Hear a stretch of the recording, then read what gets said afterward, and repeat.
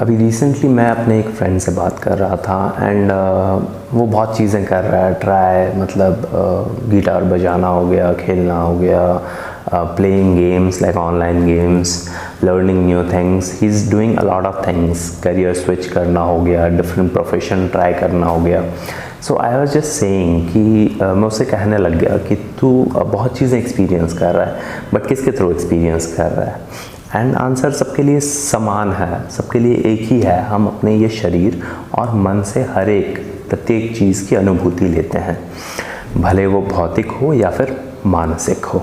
सो 5 इंद्रियाएं जो हैं हमारी, 5 सेंस ऑर्गन्स, उससे हम इनपुट लेते हैं, इस वर्ल्ड को हम परसीव करते हैं। एंड कोई भी एक्शन हो, कोई भी इंसान हो, कोई भी ऑब्जेक्ट हो, प्रकृति का कोई भी अंश हो, उसे हम उससे इन 5 इंद्रियों से एज ए इनपुट लेके एक्सपीरियंस करते हैं, उसका अनुभव करते हैं। सो मैं उसे ये कहने लग गया कि तू एक्सपीरियंस करता है किससे? इस शरीर से, इस मन से एक्सपीरियंस करता है, बट क्या तू कभी ये समझने की कोशिश किया है कि ये मशीन क्या है? मतलब हम ये मशीन से पूरी दुनिया को एक्सपीरियंस करते हैं, परसीव करते हैं, बट क्या हम कभी इस मशीन को परसीव करते हैं? क्वेश्चन ये थी। And he started thinking. And आप भी अगर इस पर थोड़ा सा मनन करेंगे, वेदांत का जो प्रोसीजर है अबाउट थिंकिंग या फिर अबाउट इंट्रोस्पेक्शन, वो जाता है पहले तो हो गया श्रवण, पहले आप सुनते हैं, फिर मनन करते हैं, फिर निधिध्यासन, फिर आप उसे अप्लाई करते हैं। सो आप इसके बारे में थोड़ा सोचने लगेंगे, देन आप रियलाइज़ करेंगे कि आप बाहर की चीज़ों को इतना फोकस करते हैं, बाहर की चीज़ों को इतना इम्पोर्टेंस देते हैं, बट ये शरीर, ये मन, इन इंद्रियों को कितना आपने एनालाइज किया है? एंड आप वही मानते हैं जो ये 5 इंद्रियां हैं, आपका मन, ये आपको कहता है। कभी आप ये नहीं सोचते हैं कि क्या ये 5 या फिर मेरा मन, मेरा बुद्धि, ये गलत हो सकता है क्या? ये मुझे गलत कह सकता है क्या?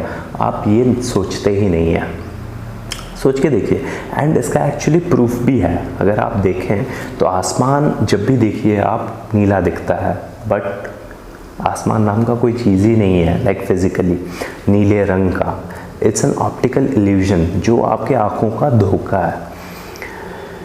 ये भी सच है कि हमको लगता है कि सूरज रोज़ ईस्ट से निकलता है एंड वेस्ट में डूब जाता है, बट सूरज तो वहीं पे है, हम उसके चारों ओर गोल घूम रहे हैं। सो इसका मतलब इससे ये पता चलता है कि इंद्रियां हमें गलत बोल सकती हैं। अगर आप इस पॉइंट में ये सोच रहे हैं, देन एक और चीज़ मैं इसमें ऐड करना चाहूँगा। अगर आपने कभी ऑब्ज़र्व या फिर इवैल्यूएट नहीं किया आपके बॉडी को, माइंड को, बुद्धि को, देन इससे एक और चीज़, अगर आप ये चीज़ को एक्सेप्ट कर पा रहे हैं कि आप अपने शरीर और मन को कभी इवैल्यूएट नहीं किए हैं या फिर कभी ऑब्ज़र्व नहीं किए हैं, आप अपने इंद्रियों को इंद्रियों से लेते, मतलब इंद्रियों से आई हुई जो इनपुट्स हैं एंड आपके मन में जो प्रोसेस हो रहा है, ये पूरे प्रोसीजर को अगर आप कभी ऑब्ज़र्व नहीं किए हैं, सो दूसरा ऑब्जर्वेशन वुड बी, जो ऑब्ज़र्व करेगा, आपने जिसे एज्यूम किया, वो कौन है? इसका मतलब अगर आप अपने मन को और शरीर को ऑब्ज़र्व कर सकते हैं, इसका मतलब आप अपने मन और शरीर हो नहीं। इसका मतलब आप क्या हैं? सो इससे एक कंक्लूजन निकलता है कि आपका जो बॉडी एंड माइंड है, ये केवल एक इंस्ट्रूमेंट है जिससे आप ये पूरे संसार को, पूरा एक्सटर्नल जो मैनिफेस्टेशन है, उसको एक्सपीरियंस कर रहे हो। एंड इससे ये भी प्रूव होता है कि इसका मतलब आप बॉडी एंड माइंड नहीं हो। फिर आप हो क्या? You are the observer. क्योंकि आप अगर रिलेटिविटी के पर्सपेक्टिव से देखें, हर चीज़ बदल रही है। सो पूरे एक्सपीरियंस को होने के लिए एक ऐसी चीज़ होनी चाहिए जो एब्सोल्यूट होगी, जो कि बदलती ना हो, तभी ये जो प्रोसेस है एक्सपीरियंस का प्रॉपरली हो सकता है। क्योंकि अगर सारी चीज़ें बदलेंगी, लेट्स से आप मूवी देख रहे हैं, पर्दा जो है वो कांस्टेंट है, उस पर मूवी चल रही है, मूवी जो है रिलेटिव है, पर्दा जो है वो एब्सोल्यूट है।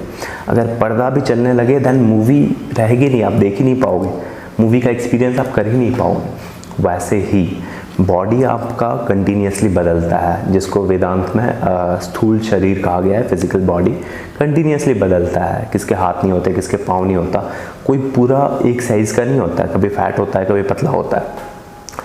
सो आप शरीर नहीं हो, क्योंकि ये कंटिन्यूसली बदलता है। क्योंकि बदल रहा है मतलब कोई एक सरफेस या फिर कोई एक बैकग्राउंड पे बदल रहा होगा।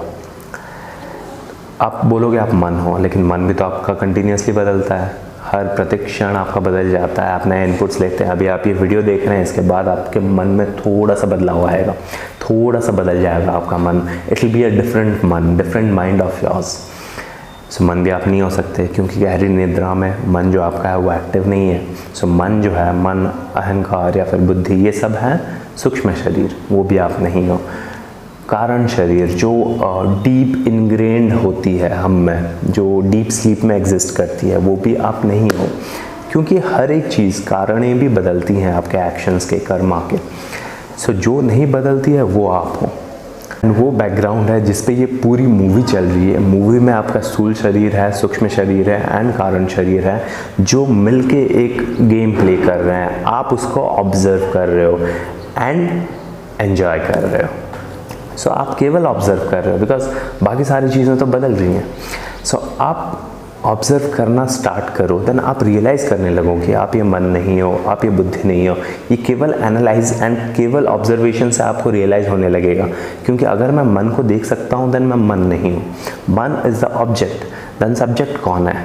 This is for you to find out, this is to be realised. क्योंकि अगर मैं डिस्क्राइब कर दूँ सब्जेक्ट कौन है या फिर सब्जेक्ट क्या है, अगर मैं डिस्क्राइब कर भी पाऊँ, देन वो सब्जेक्ट नहीं रहेगी, वो ऑब्जेक्ट बन जाएगी, रिलेटिव बन जाएगी। बट जो सब्जेक्ट है वो सब्जेक्ट ही है, एब्सोल्यूट है, इसीलिए डिस्क्राइब नहीं किया जा सकता। Because once it's described it becomes relative. So simple conclusion would be, आप इस मशीन को कभी देखने की कोशिश कीजिए जिससे आप पूरे जगत को अनुभव कर रहे हैं। पूरे जगत को अनुभव करने के लिए, बहुत सी चीज़ों को, एक्सपीरियंसेस को, लोगों को एक्सपीरियंस करने के लिए आप बहुत टाइम देते हैं। बट जिसके थ्रू आप ये सब एक्सपीरियंस कर रहे हैं, उसे एक्सपीरियंस करने के लिए आप कितना टाइम देते हैं? Just focus on this. And इसके लिए जो मार्ग है, ये जो पैथ है ऑब्जर्वेशन का, इसको दृग दृश्य विवेक कहा गया है संस्कृत में। विवेक का मतलब है पावर ऑफ डिस्क्रिमिनेशन, डिस्क्रिमिनेट करना between the subject and object, between the observer and the thing being observed. So दृश्य is जिसे हम देख सकते हैं, दृग is जो देख रहा है। हम अपने मन को देख सकते हैं, हम अपने शरीर को देख सकते हैं, हम अपने बुद्धि को देख सकते हैं। इसका मतलब यह है कि देखने वाला जो है वो मन, बुद्धि, शरीर, इन सब से परे है, सूक्ष्म, स्थूल और कारण शरीर से परे है। वो कौन है? जो किसी भी कार्य में, किसी भी एक्शन में इंडल्ज्ड नहीं होता। कोई भी कर्म जिसका नहीं है, वो केवल दृष्टा है, वो केवल देख रहा है। उसे एक्सपीरियंस करना ही सेल्फ रियलाइजेशन या फिर आत्मानुभूति या फिर आत्मज्ञान या तत्व का ज्ञान कहा गया है वेदांत में।